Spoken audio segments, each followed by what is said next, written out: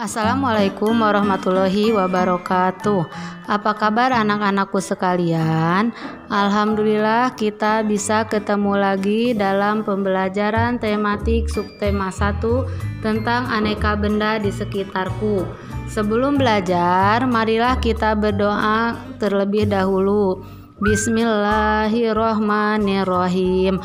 Robbi zidni ilman warzuqni fahman birahmatika ya arhamar rahimin. Amin. Baik anak-anak, ayo membaca. Kertas di sekitar kita. Banyak benda yang terbuat dari kertas, seperti buku tulis yang biasa digunakan.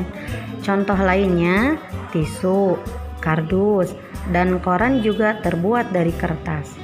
Kayu adalah bahan dasar untuk membuat kertas.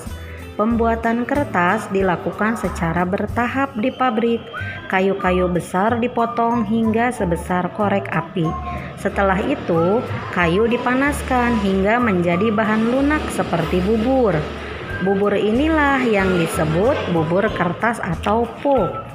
Proses selanjutnya, pulp diberi pewarna dan disaring hingga kandungan airnya habis.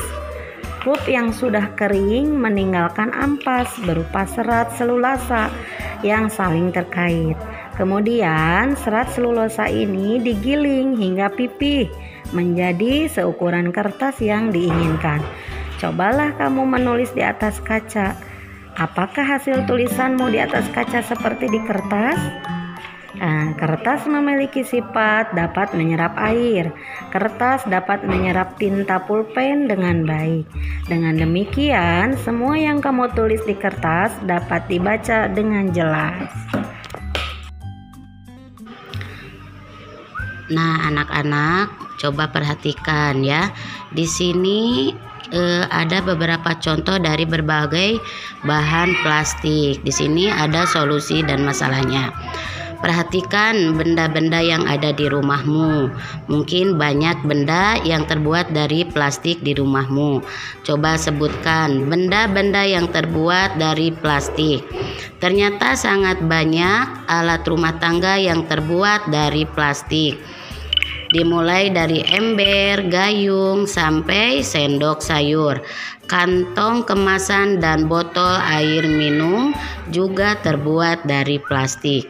Sekarang ini banyak sekali benda berbahan dasar plastik. Mengapa? Karena plastik murah dan tahan lama. Bahan-bahan dari plastik tidak dapat menyerap air atau tidak tembus air. Coba perhatikan. Di sini ada contoh yang terbuat dari plastik ya. Nah, di sini bahan-bahan ini itu sangat kuat ya. Nah, bahan plastik ini dapat dibuat menjadi berbagai benda. Bisa payung, ember, terus untuk mengambil sampah juga bisa. Nah, plastik ini memberikan banyak manfaatnya. Akan tetapi, plastik juga dapat menimbulkan masalah. Plastik membutuhkan waktu yang lama untuk terurai secara alami, sekitar puluhan bahkan ratusan tahun. Jadi, bahan plastik ini kalau ada di rumah itu bisa dijadikan bahan untuk dikonsumsi kembali, seperti misalkan dijadikan pot bunga atau didaur ulang kembali ya, seperti itu anak-anak. Ada benda-benda yang dibuat dari kaca. Benda tersebut antara lain gelas, piring, mangkuk, kacamata, akuarium, jendela, dan peralatan laboratorium. Kaca memiliki sifat kedap air dan tembus cahaya. Oleh karena itu, kaca digunakan untuk membuat benda yang tahan air. Benda dari logam. Coba amati benda yang ada di rumahmu. Adakah benda yang dibuat dari logam? Benda-benda tersebut antara lain panci, penggorengan, sendok sayur, sendok makan, kerangka mobil, dan pagar rumah. Mengapa benda-benda tersebut dibuat dari logam? Karena logam memiliki sifat kuat, dapat dibentuk dan penghantar panas yang baik. Yang ketiga yaitu benda dari karet. Perhatikan penghapus pensil. Terbuat dari apakah penghapus itu? Penghapus dibuat dari karet. Benda-benda lainnya yang dibuat dari karet antara lain ban, balon, sandal, karet bola, dan sarung tangan. Bagaimanakah sifat karet? Nah, sekarang kamu coba diskusikan bersama temanmu. Bahan dasar kertas adalah kayu. Kayu berasal dari pohon. Perhatikan pohon-pohon yang dapat digunakan sebagai bahan dasar kertas. Perhatikan gambar di bawah ini. Coba dilihat, di situ ada pohon pinus, lalu pohon akasia dan pohon jati. Kira-kira pohon manakah yang paling tinggi? Bagaimana caramu untuk mengukur tinggi suatu pohon? Coba tinggi badanmu pasti berbeda dengan saudaramu. Apakah semua panjang atau tinggi benda dapat diukur dengan alat ukur yang sama? Alat ukur panjang benda bermacam-macam. Kamu sudah mengenal beragam alat ukur pada pembelajaran sebelumnya kan? Nah, di bawah ada 3 macam alat ukur. Nah, yang paling pojok kiri itu meteran roll. Meteran roll biasanya digunakan untuk mengukur jalan. Lalu ada meteran saku. Meteran saku itu biasanya digunakan untuk mengukur panjang atau tinggi kayu atau juga besi.